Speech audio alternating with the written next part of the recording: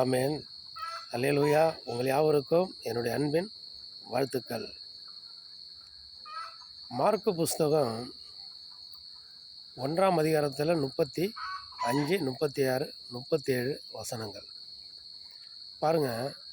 இயேசு கிறிஸ்து இருட்டோடு எழுந்து வனாந்தரமான ஒரு இடத்திற்கு போகிறார் ஜெபம் பண்ண முடியாத. அவங்க கூட இருந்த சீஷர்களுக்கு அவர் சொல்லலை. அவரை காணணுன்னு என்ன பண்ணுறாங்க, அவருடைய சீஷர்கள் அவரை தேடும்படியாக அவர் பின்தொடர்ந்து போகிறாங்க. அங்கே ஒரு வனாந்தரமான இடத்துல இயேசு கிறிஸ்து ஜெபம் பண்ணி கொண்டு இருக்கிறாங்க. நாங்கள் உங்களை என்ன பண்ணுறோம், தேடணும், உங்களை காணும் அப்படின்னு சொல்கிறாங்க.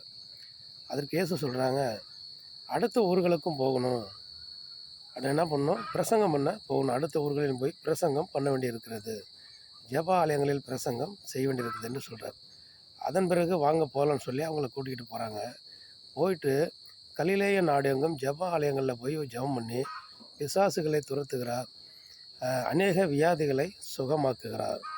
இதில் என்ன பார்க்குறோம், ஜெபம் பண்ண போகிறார். நான் ஜெபம் பண்ண போகிறேன், வாங்க எல்லோரும் போவோம் அப்படின்னு சொல்லி யாரையும் கூப்பிடல.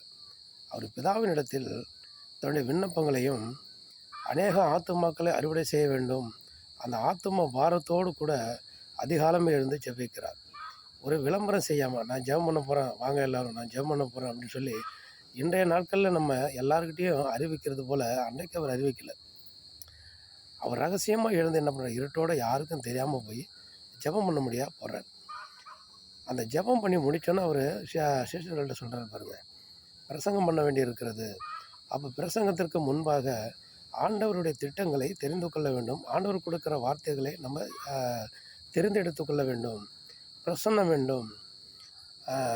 இப்படியே அந்த பிரசன்னத்திற்காக ஜெபத்திற்காக ஆண்டவர் பிதாவினிடத்தில் வருகிற வார்த்தைகளை பெற்றுக்கொள்ள முடியாது வனாந்தரமான இடத்தில் தனித்துவம் போய் தனி ஜெபமாக சீஷர்களை அழைச்சிட்டு போகாமல் அவர் போய் ஜெபம் பண்ணுறார். இந்த நாட்களில் நாமும் அப்படியாக தனி ஜெபங்களில் அதிக நேரம் செலவிட்டு ஜெபம் பண்ணுவோம். அநேகருடைய விடுதலைக்காக ஜெபிப்போம், மன்றாடுவோம், நாமும் உறுதியை எடுத்துக்கொள்வோம். ஏனென்றால் ஆண்டவராக இயேசு கிறிஸ்து மிக சீக்கிரமாய் வரப்போகிறார் என்பதை அநேக தீர்க்கதரிசிகள் சொல்லிக்கொண்டு இருக்கிறார்கள். அதை நம்புவோம், விசுவாசிப்போம், நாம் அலர்ட்டாக இருப்போம், ஆயத்தமாக இருப்போம், அவருடைய வருகைக்காக காத்திருப்போம். ஆமென். அல்லேலூயா.